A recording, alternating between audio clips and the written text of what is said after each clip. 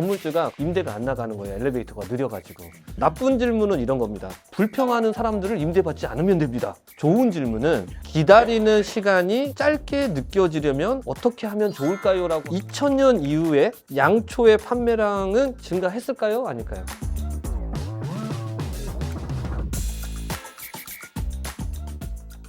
네, 안녕하세요. 디자이너들의 고민을 대화로 풀어보는 디톡스 시작하도록 하겠습니다. 네, 요즘에 모자 좀 쓰고 다니려고. 괜찮은 것 같아요. 근데 얼굴이 되게 어두워 보이는 거 아시죠? 내가 요즘 그런 얘기 좀 많이 들어요. 이게 유튜브에서는 피부톤이 좀 밝아서 좋아 보이는데 실제 미팅 가서 만나면 왜 이렇게 피곤해 보이시냐고 이런 얘기를 좀 많이 이렇게 너무 화면을 잘 잡아주신다. 평소에도 좀 필터 좀 씌워놓고 다녔으면 좋겠다. 오늘은 컨셉이라고 하는 거가 좀 막연하게 느껴지는 부분들이 많이 있는 것 같아서 이 부분을 조금 더 팀원들과 공감대를 형성하는 하나의 도구의 틀로서 구체적으로 좀 정의한 내용들이 있어가지고 이 부분을 한번 얘기하면 어떨까라는 생각이 좀 들어요.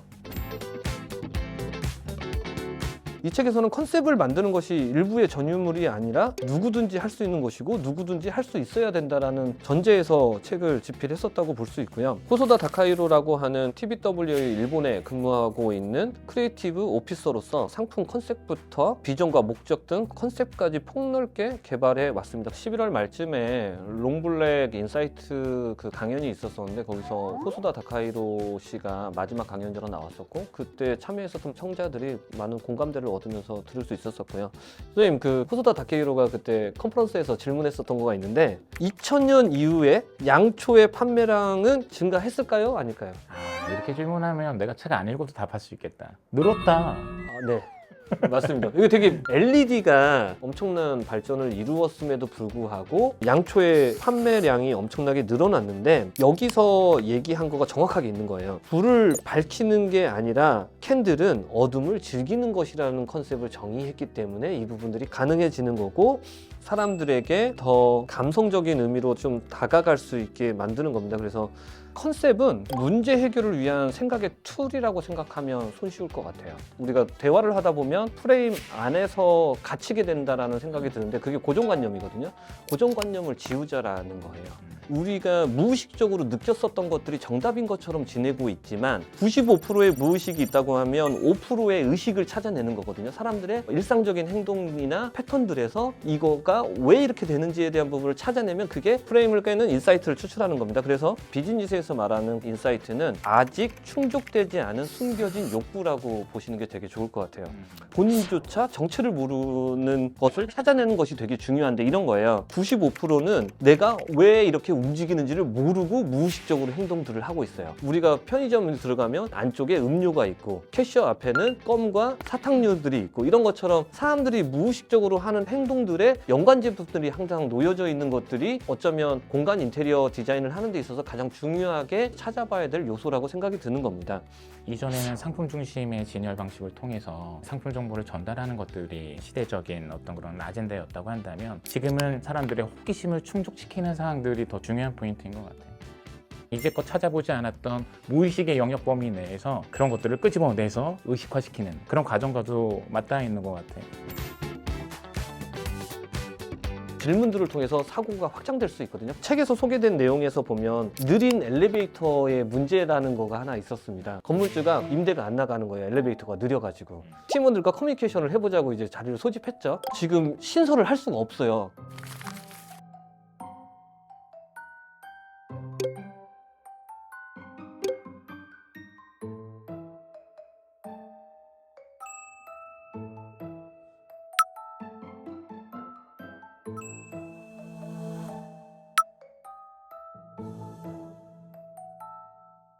나쁜 질문은 이런 겁니다. 엘리베이터의 속도를 높이려면 어떻게 해야 될까요? 이런 질문을 하는 게 나쁜 질문인 거고요. 불평하는 사람들을 임대받지 않으면 됩니다. 이렇게 얘기하는 게 이제 어리석은 질문이고 퀴즈는 계단을 사용하면 어떨까요?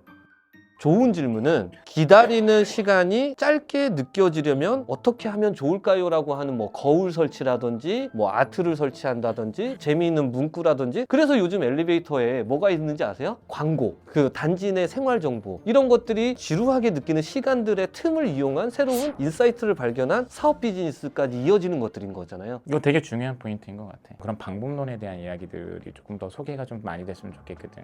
레벨을 한 5개 정도로 나눠서 책에서 소개 하고 있습니다. 말을 타고 이동하는 거예요. 그냥 시키는 대로 말을 보살피는 거예요. 잘 달릴 수 있도록. 레벨 1이면 말의 상태에 따라 이것저것 먹는 것도 좋은 걸 먹여보고 식단을 좀 조절해보는 겁니다. 레벨 2는 어떻게 하면 말을 빨리 달리게 할 수 있느냐에 대한 질문을 계속 생각하고 다른 방법들을 찾아보는 거고요. 레벨 3가 전제 조건을 의심하고 스스로 의문을 제기한다. 여기서부터가 진짜 좋은 질문들이 시작되는 거거든요. 여기서는 고정관념을 벗어나서 다른 사고관을 바라보는 건데, 등에 앉는 것보다 편안하게 말을 탈 수 있지 않을까? 왜 우리는 맨날 말을 타고만 가려고 하지? 레벨 4는 뉴 패러다임에 대한 얘기인 건데, 수레바퀴를 달아서 마차를 만들면 어떨까? 훨씬 더 편안하잖아요. 레벨 5는 사회나 업계의 전제를 뒤집는 큰 질문을 제시하고 새로운 장면을 만들어내는 겁니다. 그래서 역과 역으로 이어진 교통 시스템을 제안해서 이동시켜주는 것들, 기존의 통념에서 벗어난 생각을 하기 시작하면서부터 인사이트를 바라볼 수 있게 되는 거고, 디자인이 해결할 수 있는 사회적 문제까지도 좀 고민을 해볼 필요가 있어요.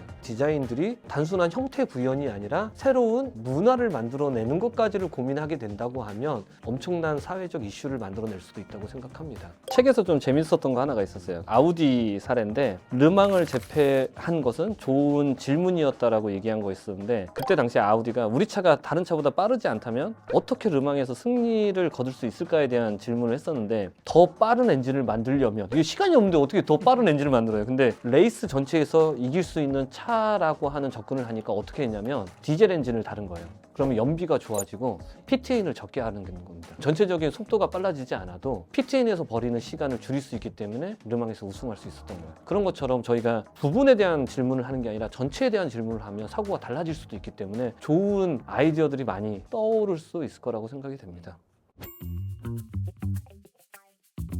예전에 그 아이리버에서 만들었던 5기가 MP3 플레이어 혁신이었죠. 근데 아이팟이 내세운 건 1000곡을 주머니 안에. 컨셉의 조건 첫 번째는 고객의 눈높이에서 썼는가예요. 제가 컴퓨터 사양을 1테라 SSD라고 해도 그게 얼마나 빠른지 이걸 어떻게 알아요? 하지만 주머니 속의 1000곡은 와닿잖아요. 기업이 일방적으로 이것은 생활을 바꿀 혁신적인 서비스입니다라고 아무리 의미를 부여해도 모든 고객이 있는 그대로 받아주지 않기 때문에 어떻게 하면 고객들이 행복해 할 수 있는지에 대한 부분을 컨셉을 정리하는 게 중요하고요. 이렇게 컨셉이 잡히게 되면 전체를 관통하는 힘인 거잖아요. 그러면 어떻게 1000곡을 빨리 찾을 거에 대한 휠에 대한 디자인이 담기는 거고, 주머니 안이라고 했기 때문에 형태가 납작해져야 되는 거고, 스티브 잡스가 컨셉을 잡고 나서 이 프로젝트는 성공할 수밖에 없다고 이미 얘기했다고 하더라고요. 이 컨셉 하나로 제품 디자인, 프로그램 디자인, UX 디자인 이런 모든 것들이 다 만들어지는 거죠. 마케팅과 홍보까지도 엄청난 시너지가 만들어질 수 있도록 가치의 설계도가 되는 거죠. 두 번째는 세상에 단 하나뿐인 아이디어인가. 때로는 미움받을 각오도 되어 있어야 된다고 얘기를 하더라고요. 그래서 일부의 매니아층을 타겟으로 잡는 것들도 되게 중요하다는 얘기를 하면서, 모두를 기쁘게 하려고 노력하는 것은 결국 아무도 기쁘게 하지 못할지도 모른다라는 얘기를 하는 것처럼 주관적인 해결책을 토대로 뚫고 갈 수 있는 인사이트가 되게 필요하다고 생각되고요. 그리고 세 번째는 규모를 예측할 수 있는가. 그러니까 시장의 규모나 내용들이 쉽게 정리될 수 있는가고요. 네 번째는 쉬운 말로 썼는가입니다. 그러니까 이해되고 와닿게 될 수 있는 쉬운 말로 되어야 되고, 흥분이 담겨지는 컨셉인지 이런 것들에 대한 얘기들이 담겨 있으면 좋은 컨셉이 될 수 있을 것 같습니다. 네 번째 굉장히 중요한 것 같아. 누군가와 공유의 폭을 넓힐 수 있는가와도 직결되는 것 같고, 디자인 작업들은 혼자 하는 게 아니라 여러 팀으로 움직이는 작업이기 때문에 모두가 그런 것들을 이해하고 그 방향으로 가게 만드는 큰 동력이, 생각의 확장이 이루어지면서도 일관성을 유지하는 굉장히 주요한 아주 강력한 힘인 것 같아. 쉬운 말로 써지는가, 정이 내려질 수 있는가는 굉장히 중요한 워딩이 아닌가라는 생각이 드네. 에어비앤비는 전 세계 어디든 내 집처럼 이라고 하는 말로 손쉽게 그 부분을 전달했고요. 스타벅스는 집과 직장이나 학교 사이에서 편히 쉴 수 있는 제3의 장소를 만들어야 되겠다는 얘기를 했습니다. 그래서 제3의 장소를 만들기 위해서 노력했던 몇 가지 사례들을 보면요. 입지는 사람들의 스트레스가 높은 곳을 선택합니다. 그래서 존재의 의의를 알릴 수 있는 곳을 찾으려고 하고요. 인테리어는 넓디 넓은 꿈속 거실처럼 만들고요. 가격으로 경쟁하지 않고 공간과 상품의 가치를 극대화하고, 접객은 고객을 친근하게 대하고 소리는 편안한 환경을 만들기 위해서 대화나 작업을 방해하지 않는 음량을 유지합니다.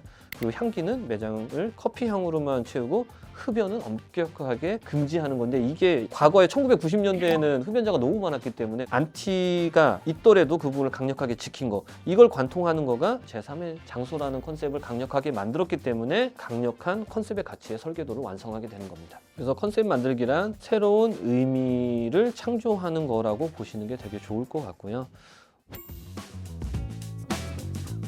호소다 다카이로가 얘기하는 것 중에서 하나가 동사로 컨셉을 만들었으면 좋겠다. 통학버스 얘기를 했습니다. 통학버스를 디자인합시다 그러면 노란색 스쿨버스 디자인만 생각하려고 할 건데 학교에 가는 방법을 디자인한다고 생각해보면 사고가 갑자기 열리는 거예요. 그럼 로켓도 될 수 있고 헬리콥터도 될 수 있고 말을 타고 갈 수도 있잖아요. 단순한 동사로 무언가를 해결해보자라고 하면 그게 가능합니다. 그리고 나이키가 뭐 러닝화의 미래를 만들기 위해서 엄청난 기술을 내세운 것들만 만들려고 했지만 궁극의 성공은 나이키 런클럽 어플을 만들어서 사람들의 공감대를 형성하면서 일상생활이 되게 만들었잖아요. 달린다라고 하는 것들을 생각해서 컨셉을 만들었기 때문에 그게 가능했다고 생각되고요. 이런 것처럼 기존에 명사로 되어 있는 컨셉을 잡으면 사고가 프레임 안에 갇힌다. 동사로 컨셉을 잡으면 사고가 열린다. 이 차이를 깨닫는 게 되게 중요한 것 같습니다.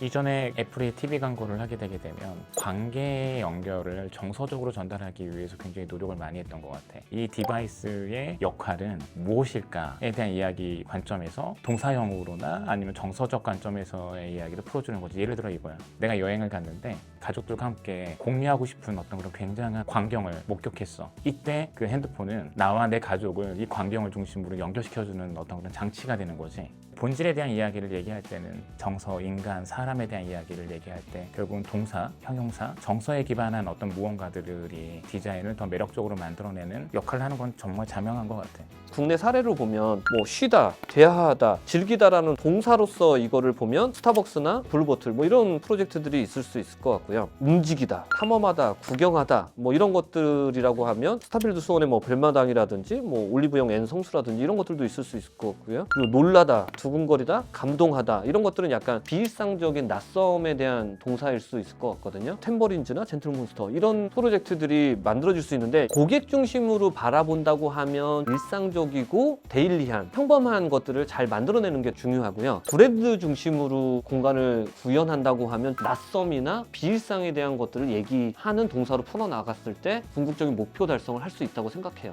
질문을 통해서 새로운 인사이트를 찾고 중심 질문을 둔 상태에서 그것들을 형태화시키는 과정에는 여러 가지 동사든 형용사든 어떤 분위기든 이러한 방식들을 했었을 때 새로움을 만들 수 있다라는 정도는 찾아낼 수 있는 것 같습니다.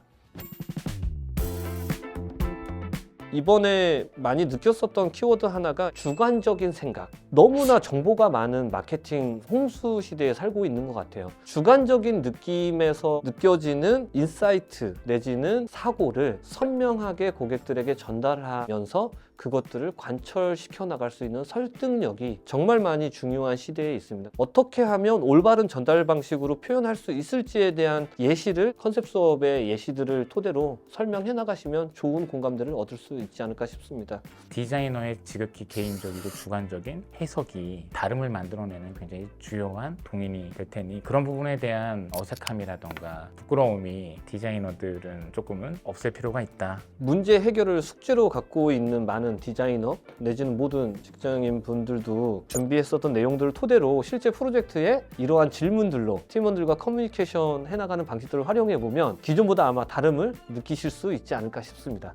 오늘도 내용을 들어주셔서 너무나 감사드리고요. 작년에 고군분투 유튜브를 찍어가면서 적응하느라 정신이 하나도 없었습니다.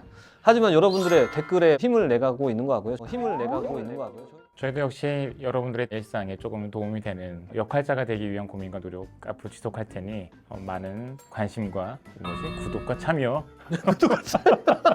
전혀 유튜브화가 안 돼 있어. 여러분 새해 복 많이 받으세요.